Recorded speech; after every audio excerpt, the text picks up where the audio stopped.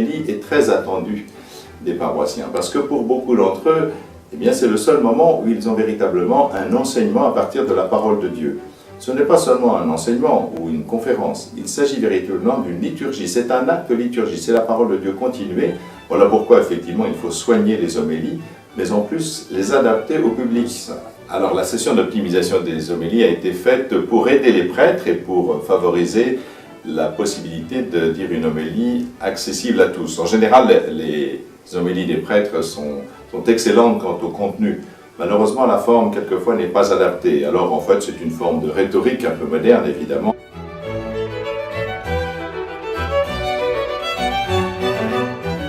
Une bonne homélie, pour moi, c'est quand le prêtre arrive à faire le lien entre la parole et notre vie quotidienne.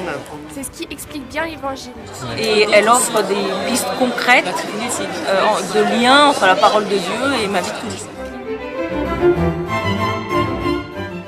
Donc j'attends d'une homélie qu'elle soit claire et précise et que ça ne soit pas de la paraphrase. En donnant 2 ou 3 idées très simples. Moi, ce que j'apprécie, c'est qu'on me parle de manière concrète, qu'on s'adresse à moi dans des langages que je vais comprendre. C'est une homélie qui arrive à transmettre une idée assez forte, mais de façon très simple. C'est une homélie qui me tient éveillé. Une bonne homélie, pour moi, c'est un prédicateur qui tient son auditoire. Lorsque le prêtre arrive à capter l'attention. C'est une bonne homélie. Une bonne homélie, c'est un prêtre qui nous réveille, qui nous sort. Des idées chocs, des mots qui interpellent. C'est une homélie dans laquelle le prêtre essaye de capter mon attention. Pour moi, une homélie réussie, ce serait un prêtre qui arrive à établir le contact avec son auditoire par des phrases accrocheuses, par ses déplacements, par des questions ouvertes, qui arrive à vraiment nouer un lien. Et puis des mots-clés peut-être forts pour insister, pour que les gens se souviennent de l'essentiel, en fait, de ce qu'il faut retenir chaque dimanche. Et c'est des idées qui vont pouvoir être peut-être le guide de ma semaine, parce que je vais les retenir. Une bonne homélie, c'est une homélie qui donne envie de revenir écouter toutes les suivantes.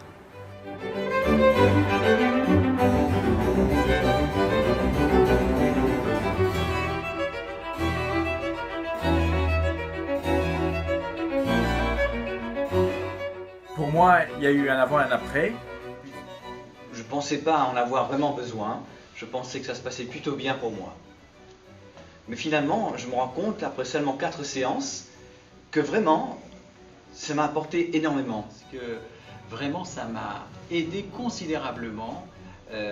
Parce que ça m'a donné, je crois, une nouvelle liberté. Moi, ça m'a vraiment permis de me lancer avec beaucoup de liberté. Alors le premier résultat, c'était que maintenant, quand je pose la question à mes paroissiens, qu'est-ce que vous avez retenu? Eh bien, ils retiennent une formule, ils retiennent 3 idées, ils retiennent un peu le squelette de ma pensée, et puis je les sens eh bien, en possession de graines, de grains à moudre pour la semaine qui vient. Et moi, en tout cas, j'ai mesuré les effets quasiment de manière immédiate. Aider l'Assemblée, les chrétiens à bouger, à se mettre en route, c'est pas simplement avoir des belles idées. Pour pouvoir être proche des gens en leur parlant d'une façon qu'ils comprennent. J'avais une hésitation, c'est celle de m'offrir en pâture à quelques laïcs qui n'ont jamais prêché, qui nous regardent en nous attendant au tournant. Il faut toujours avoir des craintes parce qu'on se dit qui sont ces gens qui viennent nous faire la leçon. Et ce qui m'a beaucoup plu, c'est leur a priori de bienveillance et le fait qu'ils sont sans cesse attentifs à la forme de l'homélie et pas au fond. Le fond, chacun son métier, c'est la théologie, nous les prêtres avons fait des études pour ça, mais ce qui m'a plu dans l'équipe de SEH, c'est qu'ils jugent, ils regardent uniquement la forme, et je trouve ça juste. Pas vraiment, mais avoir j'allais dire presque des frères en Christ qui viennent pointer ce qui est à améliorer avec beaucoup de délicatesse, mais c'est une aide formidable. La simple raison, c'est qu'il y a un grand esprit de bienveillance. On voit des laïcs qui aiment les prêtres, qui aiment l'Église et qui ont le souci de faire progresser chacun, sans jugement. On peut se lamenter, mais c'est le réel. Et donc à nous de faire avec ce réel. à nous de faire avec ces paroissiens tels qu'ils nous sont donnés et de savoir les rejoindre, d'apprendre à les rejoindre. Bousculer, voilà. Alors c'est vrai que c'est peut-être d'ailleurs un petit enjeu spirituel pour nous de savoir se laisser bousculer et changer nos habitudes et faire...